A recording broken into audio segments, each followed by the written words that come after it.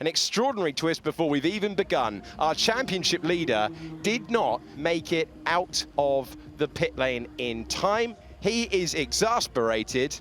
Well, it's a timing issue clearly, and he will start the feature race from the pit lane. Yeah, it was one mistake after the other, and they are chilling. Yeah, they are chilling. They do a mistake with the tires, and nobody rushes. Yeah, but man, how do we make this mistake on the first place? How does that happen? Come on! Yeah, they were cruising like it's holidays.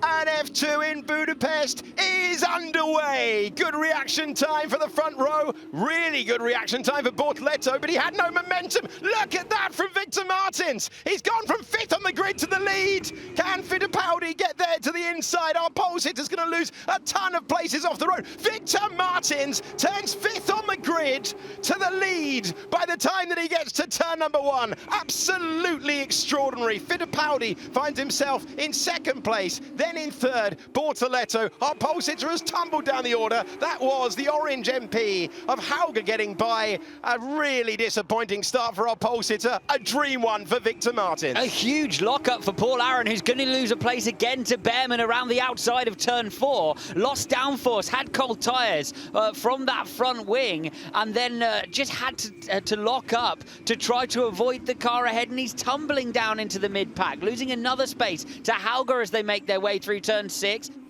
Bortoleto had a huge amount of momentum and nowhere to use it, and yet it parted for the driver who started 5th and taking his place in the lead, Victor Martins. An extraordinary start. Seen that a couple of times in Formula 2 through the last decade, but very rarely do you get a driver from outside the first 2 rows leading into turn 1. DRS enabled for the first time for Fittipaldi to use it. He was close enough without it. Martins knows, hugs the inside line. Go the long way round is the challenge. He hangs him out to dry, and he claims first place for the moment, but he's under huge pressure now. Bortoleto will be hoping that they scrap and scrap again. He wants it to be a 3-car fight, but we're on board with Fittipaldi, trying to go the long way round. There can be grip out there. Can he turn the outside line to the inside line? Will they make it through this corner? Once again, it's close. Once again, it's side by side, but Martins hangs on.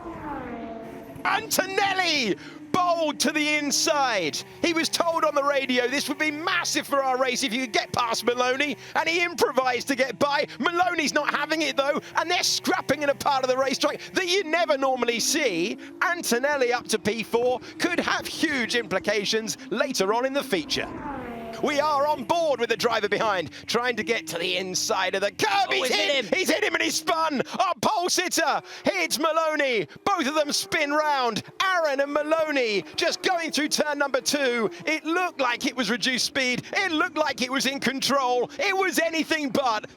So Aaron goes to the inside of Hauger here, and what Maloney's trying to do is slow the car down in the middle of the corner to look after that hard tyre, square it off so he's not turning and delivering traction at the same time. So he slows the car right down. Aaron plain misjudges it. I've destroyed my race.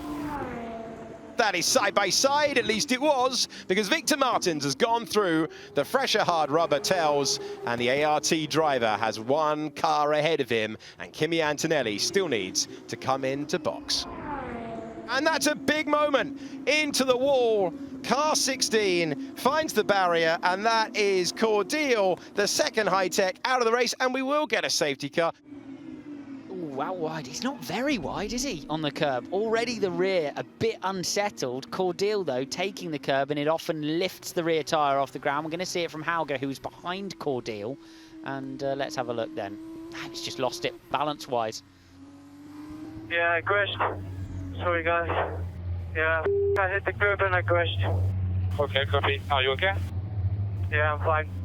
Here's our race leader, Kimi Antonelli, back into play to be a contender. Yeah, and this gap that Antonelli's built becomes all the more important now because it's magnified hugely by the earliest arrival of the safety car. The question is, where does Antonelli come out? And then, what can he do on that soft compound tyre? Was he too deep there? Did he slow that down, Alex? Did he scrub off the speed in time? Where you catch the safety car, crucial as well. There's the change of lead. Victor Martins goes into the lead of the feature race. Kimi Antonelli, if he got it slowed down, is going to get the soft tyres to attack at the end of this one.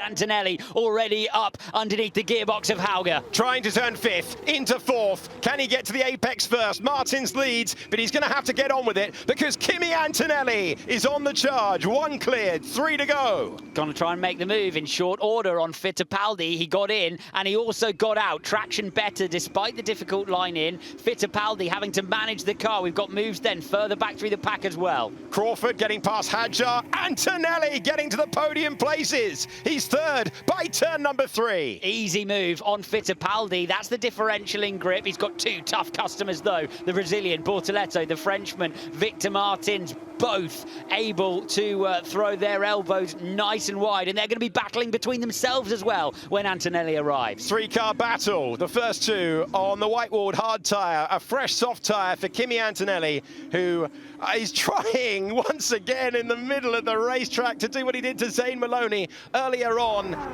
The McLaren junior driver up against the Mercedes man into the braking zone. Second place for Kimi Antonelli on the charge once again. Nothing Bortoleto can do to respond. We're going to a timed race, under 11 minutes plus a lap to go.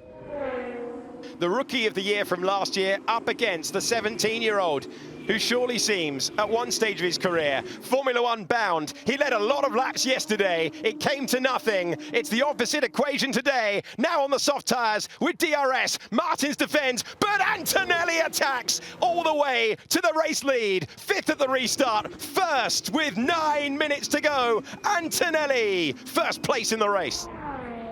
Who's on the 3rd step of the podium? Let's find out. If it's a traction race, it could belong to Vershaw. They're so close to making contact. This one's going to go all the way to turn number 2. Advantage Trident, though. Advantage Richard Vershaw from the disappointment of disqualification back to the podium today.